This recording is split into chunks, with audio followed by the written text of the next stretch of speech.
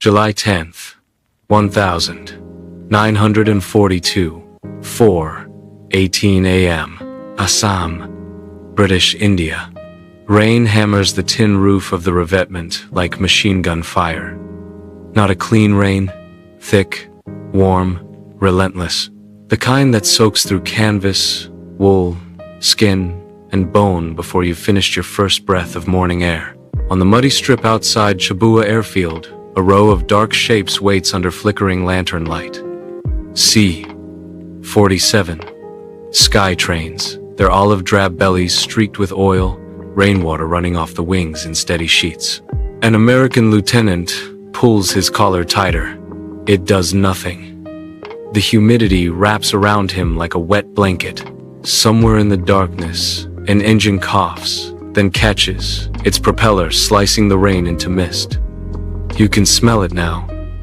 Aviation fuel, hot metal, wet earth, and fear. Not the sharp kind. The slow, creeping kind that settles in when you realize no one can tell you exactly what waits beyond the clouds.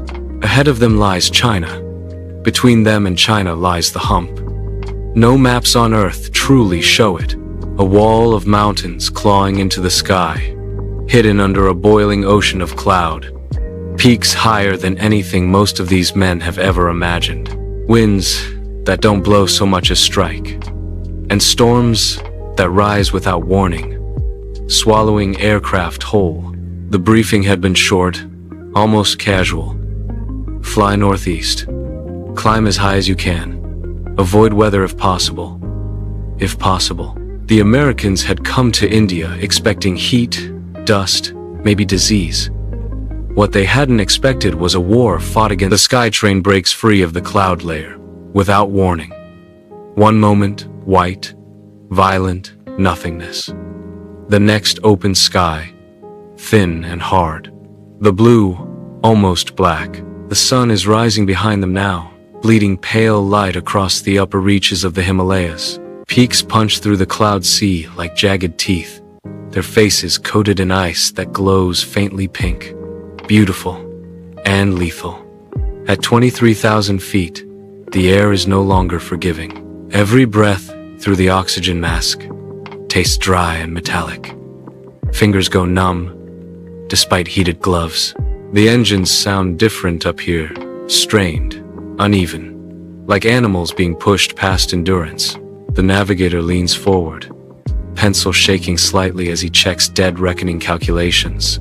No landmarks, no rivers, just wind drift, time, and prayer. One error of a few degrees, one misread clock, and the aircraft could drift straight into a mountain wall hidden inside cloud.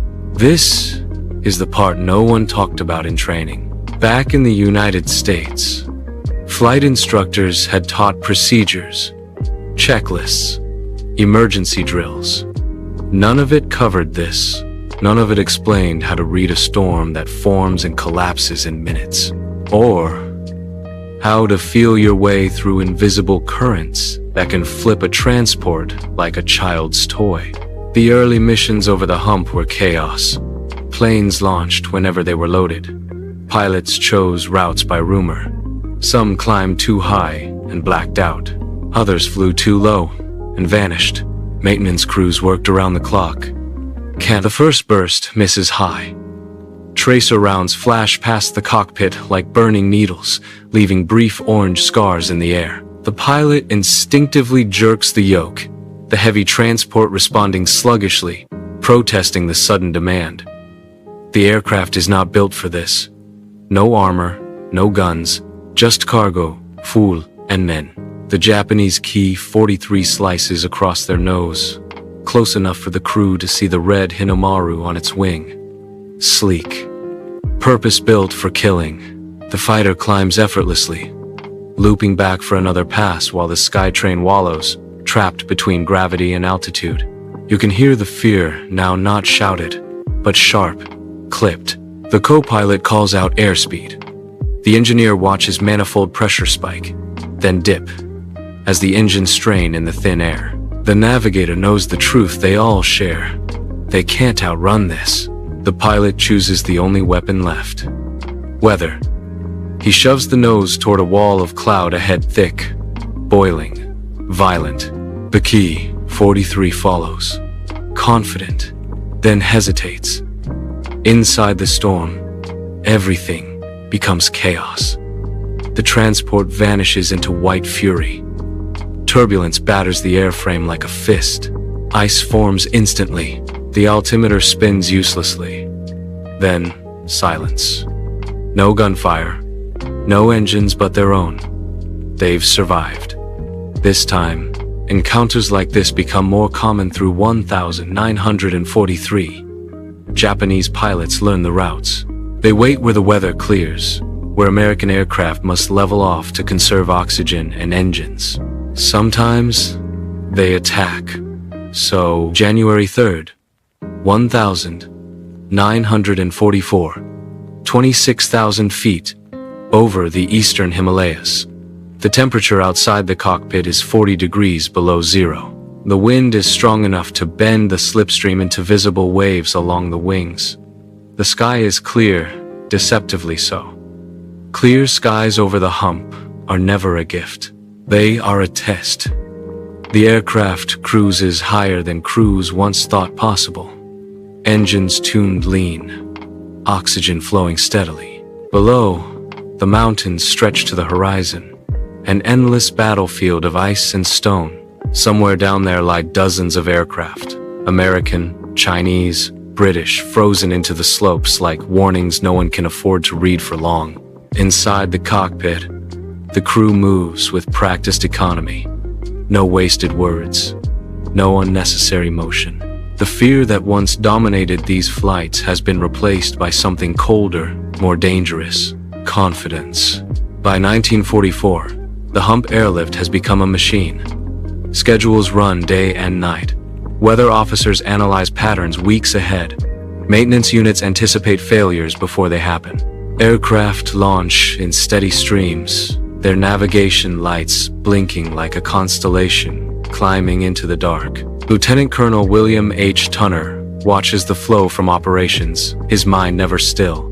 He tracks numbers, obsessively: sorties flown, tons delivered, aircraft lost, crews rotated.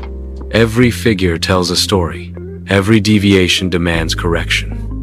Under his system, the impossible has become industrialized.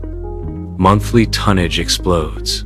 What once seemed unthinkable. August 15th, 1945. Dawn over Kunming, China. The engines idle on a rain-darkened strip, propellers ticking as they cool. A C-46 sits heavy on its landing gear. Cargo doors open, ground crews already unloading crates with practice speed. For the men who flew her in, the flight barely registers anymore. Another crossing. Another safe arrival. Then the radio crackles. The words come slowly, almost unreal. Japan has accepted the terms of surrender. For a moment, no one moves. Men stare at one another, oxygen masks hanging loose around their necks, faces older than their years. The war they've been fighting against weather, against mountains, against exhaustion has ended not with an explosion, but with a sentence spoken over static. Somewhere far away, people will celebrate with fireworks and parades. Up here, at the edge of the world, there is only silence. The hump keeps flying for days after the announcement. Momentum doesn't stop on command. Schedules are followed. Cargo manifests are checked. Habit is hard to break when it's kept you alive this long. Only gradually does the truth settle in. They made it. From those first desperate flights in 1942, mud-choked runways, monsoon storms, crews who barely understood the danger, to a non-stop air bridge that carried hundreds of thousands of tons across the highest mountains on Earth. More than 600,000 tons by war's end. Every crate flown at the mercy of gravity, weather, and human endurance. The cost was written into the mountains, the